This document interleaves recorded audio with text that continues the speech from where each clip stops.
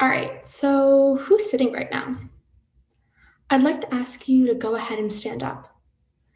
And while you're up, feel free to stretch a little. Now, you can either keep standing up or sit back down because I have some bad news. We sit too much, and sitting can cause a number of bad health consequences like hypertension, diabetes, and heart disease. Now, as someone who used to regularly cram in a 6 a.m. HIIT workout before going into work and sitting in a desk all day, the next part really scared me. This is true even amongst people who are sufficiently physically active because physical activity and sitting are two distinct factors which each independently impact health. More bad news. With lockdowns and social distancing measures, the COVID-19 pandemic has only increased how much people are sitting. This problem is especially pertinent for corporate employees who are now working from home and do a ton of sitting during the workday. Today, I'm going to talk about some work my team did to address this.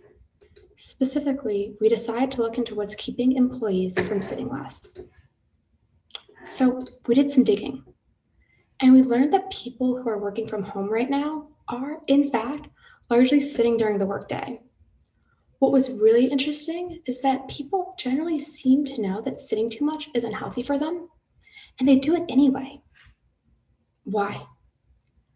Because as anyone who has impulsively bought candy right when you're about to check out at the grocery store knows, we don't always do things that are in our long-term best interests. Instead, we're human. And there are a number of behavioral barriers that keep us from making healthier decisions. From our research, we identified 5 key behavioral bottlenecks to sitting less. 1, when you started working from home, what did that look like for you? If you're like most employees, you didn't have a standing desk waiting for you. Maybe you had a couch and a coffee table. To give credit, some employers have offered resources to improve work from home setups. But most we talk to haven't. Some people have gotten ergonomic chairs to help with things like posture. But it's important to remember that even if they can self-justify this sitting as healthier, they're still sitting. 2, employees are generally aware of lots of changes they can make to be sitting less. A key behavioral barrier actually lies in the sheer number of options available. Employees are overwhelmed with all the possibilities of just how to sit less and struggle to compare and choose between their options. As a result, they often elect to make no choice at all and continue to do the original behavior. In this case, sitting too much during the workday. 3, it's not just that employees are sitting. It's that they think they're sitting just as much as their coworkers are. On top of this, employees also believe that it is expected that they are sitting in order to do their work. On the flip side, social norms aren't being leveraged in the same way as they were during in-office work. And employees notice this shift. In the office, employees could commit to walking to go grab lunch together or having a walking meeting. Now, even if they know the harms of sitting too much and intend to sit less, in the work from home setting, there's no one holding them accountable to following through on breaking up long periods of sitting. 4, I've said it before and I'll say it again. Most employees know sitting too much is unhealthy. Instead, part of the issue lies in how that information is processed.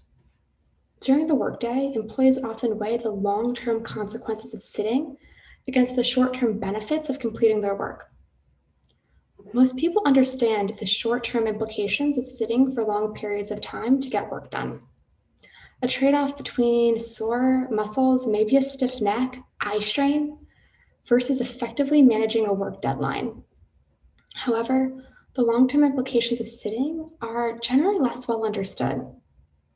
On top of this, employees also think they're less likely to suffer the negative consequence of sitting than their peers. All other things being equal, they think they're less likely to be, say, hypertensive later in life from sitting too much now than the person sitting right next to them. Finally, The drive to complete work is especially salient because employees feel their workdays are jam-packed. Because time is scarce, they can't have it all. And less time sitting would come at the expense of getting work done now and ultimately just drag out the workday further. Some employees come up with internal compromises to reach their goals of increasing activity in the most time efficient way. They may engage in what feels like more productive activity, like running or a HIIT workout before the workday begins, like I used to do, instead of taking periodic breaks throughout the workday. So, what can we do about this? Wouldn't it be nice to have standing meetings in person? Well, unfortunately, we can't safely do that just yet. But there are a number of things we can do in the meantime that can continue on even after we make it through this pandemic. Some people are in meetings from 9 to 5 and often way beyond that. An easy and free intervention to combat the behavioral barriers that are keeping us literally down is to simply change our Zoom names or whatever other video call app you may be using. So, for example, if I were in a meeting right now, my Zoom name would read Allie Wishner, standing. Be pretty ironic I was sitting right now, right? This taps into the idea that we care what other people think, and we act differently when we know they can see our actions. Since people already know that standing is the healthier option, calling out whether you're sitting versus standing will simultaneously give a little nod to people who are standing and create some accountability for people who intend to sit less to follow through on those intentions. Now, there are other employees who don't have many meetings during the workday. Don't worry, they can still get in on the fun. We can leverage these same human tendencies with virtual co-working sessions. Basically, employees can either find or be paired with a colleague or friend and have a weekly time to hop on a video call, mute their audio, and work together while standing. In addition to positive social pressure, working while they are standing will allow employees to get out of the chair in a way that doesn't detract from their time working and doesn't extend their workday any further. All right, so I started off by giving you a lot of bad news, but now who's ready for some good news? Here it is. The level of movement we need to introduce to our workday to combat the harmful effects of sitting is actually quite low. The American Heart Association recommends increasing your metabolism from 1.5 times the level it is when you're sitting. To put this into perspective in a little more concrete terms, a leisurely walk increases your metabolism by 2.5 times. The bottom line here is a little bit goes a long way. We don't need to completely overhaul how we work. We can make a big stride just by standing up a little more. So, I'm going to close how I started, by inviting you, if you're able, to stand up. Thank you.